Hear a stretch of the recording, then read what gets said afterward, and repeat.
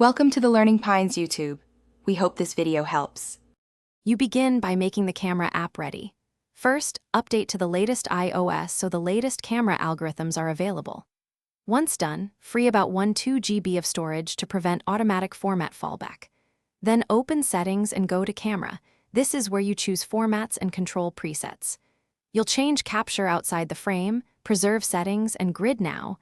These govern framing, file type, and consistency. Do this first, so the rest of adjustments apply to every photo you take. Now you change how the phone captures pixels. In formats, pick high efficiency for HEIF/HEVC to save space and retain quality, or most compatible for broad sharing. Enable Smart HDR to let your iPhone blend exposures for better dynamic range. Keep it on auto for general shooting. Choose your aspect ratio, 4:3 for max resolution, 16:9 for widescreen, and decide whether to use live photos, night mode, or Apple Pro RAW for maximum editing latitude. Finish by dialing in exposure and focus. Tap to focus, drag exposure up or down, and use AE/AF lock for static subjects.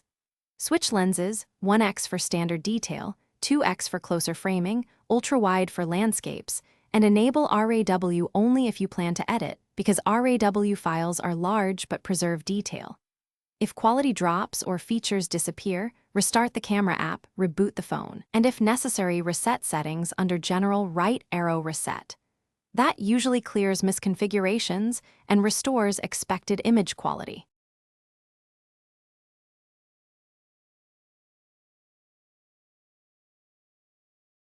Thanks for watching.